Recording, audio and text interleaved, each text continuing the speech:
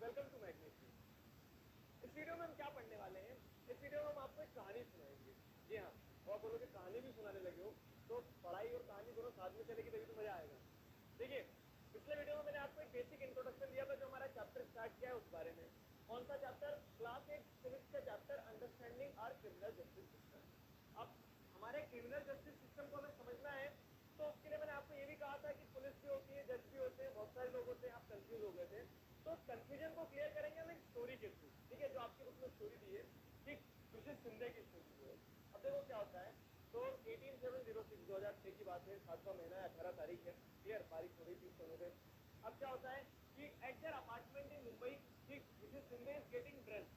She has been frenetically searching for her gold chain over an hour। ठीक है, वो 1 घंटे से अपनी गोल्ड चेन को ढूंढ रही है, सोच रही है कहाँ गई। वो बोल रही है कि मुझे I am sure that I have kept that in the drawer, इस ड्रॉर में रखी थी, मिल नहीं रही है। ठीक है, मिस्टर सिंधे ढूंढ रही है। फिर मिस्टर सिंधे क्या बोलते हैं, भैया जल्दी करो, शादी में लेट हो जाएंगे, फिर क्या है वहाँ खाना वाना नहीं मिलेगा।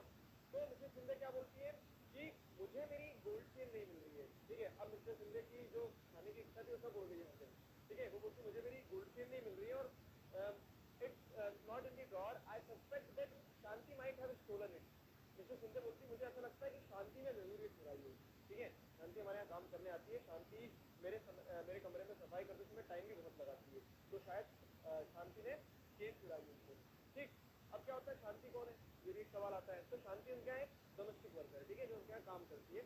तो Shanti has been working in the house for the past 3 year. तो पिछले 3 सालों से उनके यहाँ काम कर रही है। अब क्या होता है, तो मिसेस शिंदे जो है शांति को बुलाती है, शांति इधर आओ, मुझे लगता है तुमने मेरी चेन चुराई है, लेट मी सर्च यू। ठीक है, तो वो उनकी तलाशी लेती है। शांति कौन?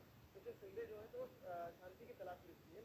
और जब शांति की तलाशी लेती है तो शांति कहती है कि madam I haven't stolen it. ठीक है, मैंने नहीं चुराई है, आप तलाशी लेना चाहो तो तलाशी ले लो। अब जब वो तलाशी लेते हैं तो mister Shinde searches Shanti's trunk and finds an envelope with 10,000 in it। ठीक है, अब वो क्या होता है कि 10,000 रुपीज का एक लिफाफा जो रहता है, एनवेलप रहता है, वो शांति के पास मिल जाता है। अब ये लोग क्या है, चेन नहीं मिली, 10,000 रुपए मिले, तो सस्पेक्ट कर लिया कि ये चेन जरूर शांति ने ही चुराई और चेन बेच दी है। ठीक है, तो इस तरह से अब क्या होता है कि मिस्टर सिंधे और मिसेस सिंधे दोनों ने तय कर लिया, मतलब उन्होंने अपने हिसाब से जजमेंट दे दी कि हाँ यही चोर है, इसने हमारी चेन चुराई और चेन चुरा के पैसे ले लिए हैं। ठीक है, he screams at Shanti saying that this is the money she got from selling the chain। और शांति क्या है, तो शांति अपने पक्ष में, शांति जो रहती है तो ये अपने पक्ष में परेशान होती रहती है। वो क्या करती है, तो और वो बोलती है कि साहब मैंने नहीं चुराई है, ये पैसे जो है तो ये मैंने और मेरे भाई ने मेहनत करके कमाए हैं। ठीक है, इन पैसों को जोड़ के हम हमारे गाँव जब जाएंगे तो वहाँ पे एक बैल खरीदेंगे, तो उसके लिए हम ये पैसे जोड़ रहे थे। These are our hard earn saving. ठीक है, बहुत मेहनत से पैसा कमाया हमने, हमारी सेविंग से। आपकी चेन नहीं चुराई है हमने। लेकिन मिस्टर सिंधे और मिसेस सिंधे तो मानने को तैयार नहीं थे। अब देखो, ऑन स्पॉट मतलब उन्हें ऐसा लग रहा है कि पैसे कहाँ से आए, तो उन्होंने, उनका मानना भी ऐसा था। अब क्या होता है, वो पुलिस स्टेशन पहुंच जाते हैं। मिस्टर सिंधे पुलिस स्टेशन पहुंचते हैं तो वहां पे एक अंकल मिलते हुए सिंगर। ठीक है, तो Mister Sindhe come to the police station. ठीक, I have come to file an FIR. There has been a theft in my house. My maid Shanti has stolen my wife necklace. ठीक है, तो बताते हैं कि मेरी मेड ने मेरी वाइफ का नेकलेस चुरा लिया और मुझे उसके लिए एफआईआर करना है। एफआईआर क्या पढ़ेंगे इसी चैप्टर में। तो देखो, मैं आपको स्टोरी के थ्रू पूरा क्रिमिनल जस्टिस सिस्टम बता रहा हूँ इंडिया का। इंडिया का क्या ऐसे ही काम करता है सब जगह। तो एफआईआर फाइल करने कहाँ गए, वो पुलिस स्टेशन में गए, तो पुलिस आ गई, एफआईआर आ गई। ठीक है, ये 2 चीजें आ गई है। तो अब ये पुलिस अंकल जो है सिंघम, तो इनका नाम क्या है, एसआई राव। ठीक, सब इंस्पेक्टर एसआई। ठीक है, सब इंस्पेक्टर को एसआई कहा जाता है। SI Rao record Mr Sindhe FIR. ठीक है, तो मिस्टर सिंधे जो एफआईआर लिखवाने जाते हैं तो उनकी एफआईआर कौन लिखते हैं, ये राव। ठीक है, इंस्पेक्टर राव लिखते हैं एफआईआर। एफआईआर पकड़ के रखना थी। ठीक है, आगे बताएंगे एफआईआर क्या चीज है। अब देखो क्या है, एफआईआर लिखने का काम चालू हुआ। अब एफआईआर लिखने का काम चालू होता है तो जब Mr Sindhe return sub inspector Rao वो वापस आते हैं अपने घर। अब एफआईआर तो लिख लिए, अब इनको पकड़ के ले जाएंगे। तो यहाँ पे कौन आरोपी है, मतलब अक्यूज कौन है, किसके ऊपर आरोप लगाया गया है, शांति के ऊपर। तो I will now write the statement that Mr and Mrs Sindhe make about this theft. Let me seal the envelope that has the money. तो अब जो इंस्पेक्टर राव है तो वो अपनी कार्रवाई चालू करते हैं, जो एनवेलप मिलता है पैसों का उसे सील कर लेते हैं। बोलते हैं कि अब शांति को नहीं दिया जाएगा, जब तक नहीं दिया जाएगा तो तय नहीं होगा ये कि शांति ने चेन चुराई है नहीं चुराई है। देखो अभी डिसीजन नहीं दिया कि हाँ शांति ने चेन चुराई है। ठीक है, मिस्टर राव ने क्या किया, मिस्टर राव ने एफआईआर लिख ली और शांति को अरेस्ट कर लिया है। अब शांति अपनी अर्जियां लगाती रही कि साहब मैंने कुछ नहीं किया, मुझे माफ कर दो, ठीक है, तो ये तो मेरा हार्ड एंड मनी है, तो वो पैसा आया, जेल थोड़ी ना मेरे पास मिली थी, तो इस तरह से शांति अपना पॉइंट रख रही है। लेकिन क्योंकि FIR किसने फाइल करी है, मिस्टर संजय मिसेस संजय ने, तो वो शांति को लेकर पकड़ गया। अब जब जेल में ले गए तो शांति को ढूंढते ढूंढते शांति का भाई आया, ठीक है, तो सुशील शांति's brother arrived and plead with SI Rao to release शांति। वो बोलता है कि छोड़ दो मेरी बहन को। अब SI Rao क्या बोलते हैं कि नहीं, हम नहीं छोड़ेंगे। क्यों? क्योंकि उसके ऊपर आरोप है कि उसने सोने की चेन चुराई है, गोल्ड चेन चुराई है, और अगर तुम्हें ऐसा लगता है कि बेचना है वो, तो जाओ कोर्ट चले जाओ और बेल करवा लो। बेल आ गई एक चीज। बेल मतलब क्या है कि टेम्पररी रिलीज, एक तरह से कि हाँ अभी जब तक कोर्ट में मुकदमा नहीं चल रहा तब तक के लिए बाहर छुड़वा के ला सके, ठीक है। तो टेम्पररी रिलीज मतलब जो है, तो बेल के लिए बोल दिया। अब बेल में पैसे लगते हैं, श्योरिटी लगती है कि आपके बिहाफ पे कोई श्योरिटी दे कि हाँ इस इंसान ने वो नहीं किया है गुनाह, मैं श्योरिटी देता हूँ, ये बेल के पैसे रखो, ठीक है। आप कोर्ट में देखेंगे जो होगा वो, तो कोर्ट में देखेंगे जो होगा वो। उस चक्कर में क्या होता है, बेल करवाना पड़ती है, पैसे देना पड़ते हैं। अब पैसे नहीं थे तो सुशील बोलता है कि हमारे पास तो पैसे नहीं है, कहाँ से लॉयर लाएंगे, कौन हमारी श्योरिटी देगा, ठीक है। You have taken all our savings and sealed it, और उल्टा 10,000 को तुमने रख के सील कर दिया उससे। अब क्या होता है, भाई राव जो है तो उन्हें गुस्सा आ जाता है, तो he forcefully keep Sushil in police station for 2 days. 2 दिन तक उन्होंने सुशील को भी जेल में डाल के रखा, पिटाई करी सुशील की। सुशील से क्या करा, कंसेस करवाया, मार मार के पीट पीट के, कि सुशील से ये उन्होंने उगलवा दिया या फिर ऐसा बयान कहलवा दिया सुशील से कि सुशील, शांति और ऐसा डोमेस्टिक वर्कर्स जितने भी लोग काम करते हैं घरों में जाके, ये सब एक गैंग चलाते हैं और इस तरह से चोरियां करते हैं। अब देखो 2 मिनट के लिए पॉज करो, कहानी को रखो एक साइड में। अब सोचो क्या ये सही तरीका है क्रिमिनल जस्टिस सिस्टम में, या फिर क्या इस बिहाफ पे हम देख सकते हैं कि पुलिस किसी से डरा धमका के उसको उसी के खिलाफ सबूत बनवा दे, और वो इंसान के सबूत को देखते हुए फिर कोर्ट क्या दे देगा, जजमेंट देगा कि हाँ भैया ये तो गुनहगार है। तो ये कितना कार्यगर होगा, इस तरह से कोई भी डरा के कर देगा, ठीक है। तो आगे इसी चीज के बारे में हम चैप्टर में पढ़ेंगे। अभी आपको FIR समझना है, पुलिस समझना है, ठीक है। फिर पुलिस किस तरह से, पुलिस का काम क्या होता है, इन्वेस्टिगेट करना बस। और पुलिस ने इन्वेस्टिगेशन क्या कर ली कि सुशील को पीट पाट के उगलवा लिया उसने कि हाँ तुम एक डोमेस्टिक वर्कर की गैंग चलाते हो, तुम लोग इस तरह से चोरियां करते हो, ठीक है। आगे देखो क्या होता है। आगे शांति तो जेल में है बेचारी, ठीक है। अब शांति क्या सोचती बनी हुई है ये देखिए। तो although the court granted bail to Shanti after a month, court ने भी बेल दे दी कि चलो ठीक है, लेकिन आपको श्योरिटी तो पे करना पड़ेगी 20,000 रुपीज। अब शांति के पास पैसा नहीं था, तो वो श्योरिटी नहीं पे कर पाई, और इस कारण से वो जेल में ही वो बाहर नहीं निकल पाई, ठीक है। बेल का अमाउंट पे नहीं कर पाई। शी वॉज वेरी ट्रॉमेटाइज, ठीक है, बहुत ज्यादा परेशान है, मानसिक रूप से क्या है वो डिप्रेस हो गई, ठीक है। She is worried about what will happen during the trial. अब उसे पता है कि कोर्ट में तो जाना पड़ेगा, मुकदमा चलेगा वहां पे, जजमेंट कौन देंगे, जज देंगे। पुलिस वाला ये तय नहीं कर सकता है कि आप आरोपी है कि नहीं, वो आपको अरेस्ट कर सकता है, इन्वेस्टिगेट कर सकता है, चीजों को एविडेंसेस को प्रेजेंट कर सकता है, लेकिन वो ये नहीं कर सकता है कि वो बता दे कि हाँ ये इंसान चोर है, ठीक है।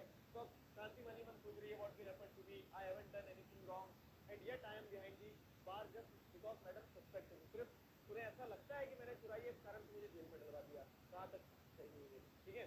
फिर क्या होता है, दी पुलिस फाइल्स अ चार्जशीट। ओके, चार्जशीट ये भी एक चीज है। ये चार्जशीट मतलब क्या है कि जो अक्यूज है उसके ऊपर क्या क्या चार्जेस लगे, क्या आरोप लगे, वो सब कुछ एक शीट में लिखा जाता है। अब देखो ऐसा तो नहीं है कि जज जो है तो वैसे एकदम ध्यान करके बैठ जाएंगे, उनको पता लग जाएगा क्या क्या हुआ है, आपको बताना पड़ेगा ना जज को। वो चार्जशीट तैयार करी किसने, पुलिस ने। अब पुलिस ने जो चार्जशीट तैयार करी है, तो the police file chargesheet in the magistrate court, ठीक है। The court gives a copy of chargesheet including statements of witnesses to Shanti. Shanti tells the court that she has no lawyer to defend her against this false case of theft. ठीक है। शांति को जब वो chargesheet file की जाती है, present की जाती है कोर्ट में, तो शांति क्या बोलती है, भैया मेरे पास तो कोई लॉयर खरीदने के नहीं, लॉयर हायर करने के पैसे नहीं है कि मैं लॉयर अपने केस को लड़ने के लिए हायर कर सकूं। तो अब देखो यहाँ पे क्या होता है, मजिस्ट्रेट अपॉइंट एडवोकेट कमला रॉय, ठीक है, as Shanti defence lawyer at the government expense, ठीक है। तो अब देखो यहाँ पे क्या है, तो मजिस्ट्रेट को जब पता चलता है कि शांति अपने लिए लॉयर नहीं हायर कर सकती है, तो मजिस्ट्रेट खुद एक लॉयर देते हैं शांति को, जिसका नाम है कमला रॉय, ठीक है। अब ये किसके एक्सपेंस से आते हैं, ये किसके एक्सपेंस से आएंगे, गवर्नमेंट, तो गवर्नमेंट खर्च देगी, ठीक है। तो ये डिफेंस लॉयर हो गया, मतलब कमला रॉय किसको डिफेंड करेगी, शांति को, क्योंकि शांति के ऊपर आरोप लगा है, ठीक है। तो एक डिफेंस लॉयर भी एक इंपॉर्टेंट पार्ट हो गया। अभी तक हमने क्या देखा, पुलिस था, अब डिफेंस लॉयर आ गया, जज आ गए, 3 लोग इंक्लूड हो गए पूरे सिस्टम में, क्लियर है। अब क्या होता है देखो, तो ये डिफेंस लॉयर की कहानी आई कहां से, ये समझ लो जरा कॉन्स्टिट्यूशन का प्रोविजन कहानी में, कि according to article 22 of constitution every person has a fundamental right to be defended by a lawyer, ठीक है। अब क्या होता है कि हर इंसान के पास में आर्टिकल 22 के हिसाब से आपका ये फंडामेंटल राइट है कि अगर आपके ऊपर आरोप लगा है, ठीक है, तो आपको अपने आप को डिफेंड करने के लिए एक लॉयर मिले। अब आपके पास में पैसे नहीं है मान लो, ठीक है, आगे पढ़ो। तो article 39 of constitution places a duty upon the state मतलब गवर्नमेंट के ऊपर, upon the state to provide a lawyer to any citizen who is unable to engage one due to poverty or other disability। अब मान लो कि ये तो आपका fundamental right है कि आप लॉयर ले सको। अब आपके पास पैसे होंगे तो आप अच्छा लॉयर ले आएंगे बीच में, लेकिन पैसे नहीं होंगे तो अब आप कहाँ से लाओगे लॉयर? तब उस केस में क्या करेंगे आप? तब उस केस में गवर्नमेंट की रिस्पॉन्सिबिलिटी होती है कि आर्टिकल 39A के हिसाब से गवर्नमेंट आपको क्या प्रोवाइड करे, आपको एक लॉयर प्रोवाइड करे, ठीक है। ये स्टेट की रिस्पॉन्सिबिलिटी रहती है, duty upon the state to provide a lawyer to any citizen who is unable to engage one due to poverty और अदर डिसेबिलिटी, ठीक है। तो इस ब्याह से क्या होता है, शांति को एक लॉयर दिया जाता है, शांति को लॉयर मिल गया। अब देखो क्या होता है, तो advocate Kamala Roy meet Shanti in court, meeting चालू होती है। Here are my case papers, I have been falsely accused of, मतलब वो पूरी कहानी बता देती है कि मेरे ऊपर गलत आरोप लगाया, मैंने कोई चोरी नहीं करी मैडम, बचा लो बस, ठीक है। अब क्या होता है, वो बोलते हैं कि उन्होंने मेरे पास 10,000 रुपये देखे और उस ब्याह से उन्होंने क्या कर दिया, बोल दिया कि हाँ यही आरोपी है।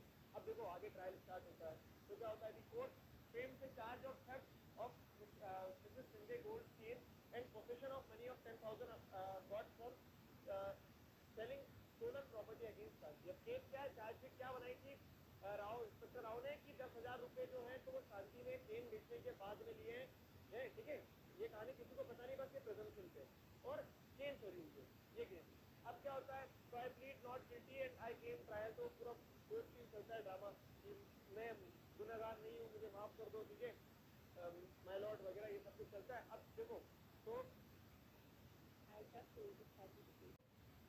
अब यहाँ पे क्या आता है, यहाँ पे एक और इंसान आता है, the public prosecutor appears in the case on behalf of state.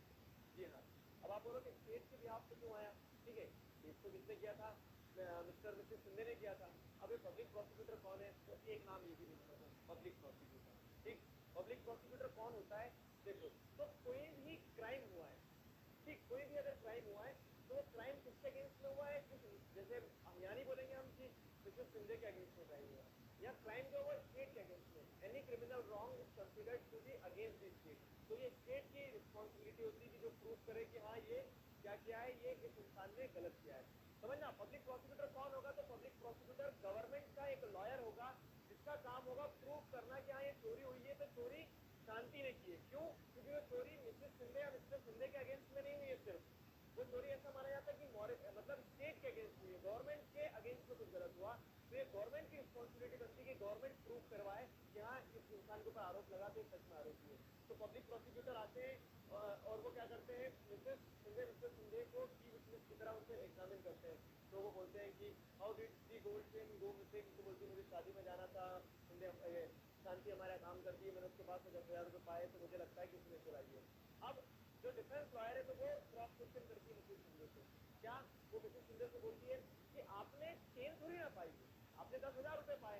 अब आरोप क्या लगा रहे हैं कि चेन भी किसने चुराई है, शांति ने चुराई है। तो इस तरह से क्रॉस क्वेश्चनिंग चल रही है। देखो आप जज साहब चुप होकर बैठ गए, क्या चल रहा है ये, ठीक है। तो इस तरह से सारी कहानी चल रही है। Advocate Roy examine Sushil and his employer as defence witness, ठीक है।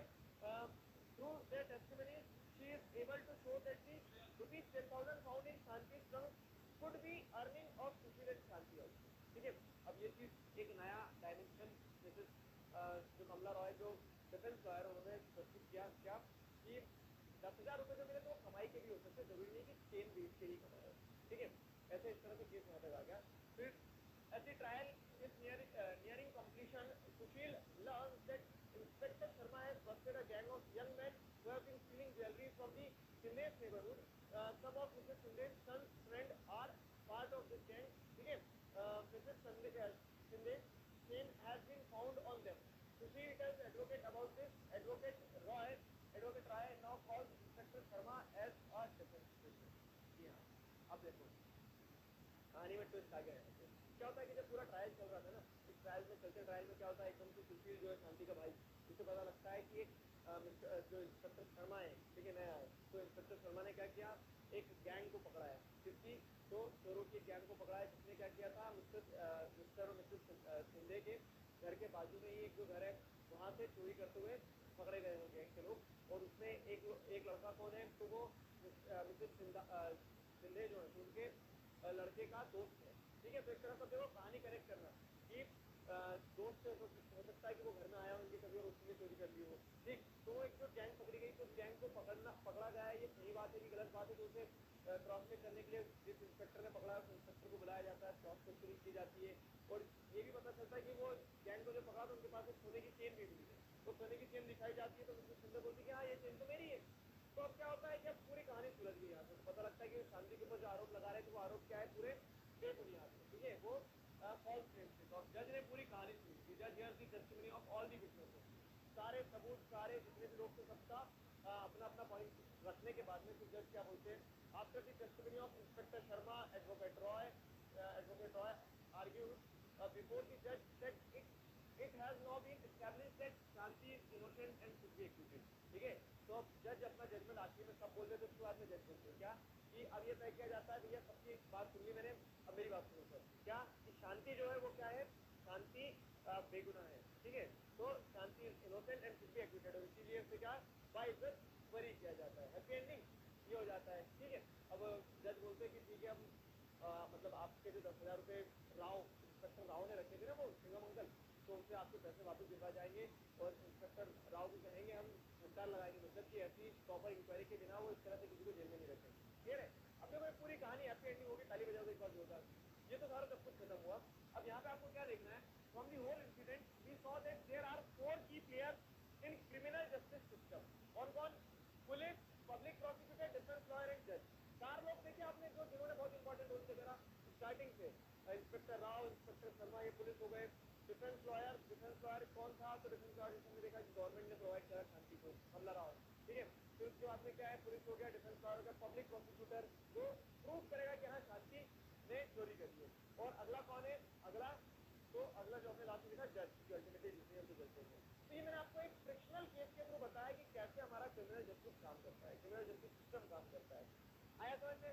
अब ये जो 4 कैरेक्टर निकल के आए, अब इन्हें हम कॉन्स्टिट्यूशन के हिसाब से अलग अलग गाइडलाइंस, अलग अलग रूल्स रेगुलेशन क्या फॉलो करना होंगे, कैसे चीजें चलती है, किसकी क्या पावर होती है, वो सारा सब कुछ चैप्टर में आगे धीरे धीरे पढ़ते जाएंगे।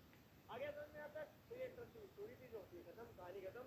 वैसे अगर किसी को किसी प्रकार का डाउट है तो feel free to ask in comment section. Till then stay connected, keep learning. Thank you very much.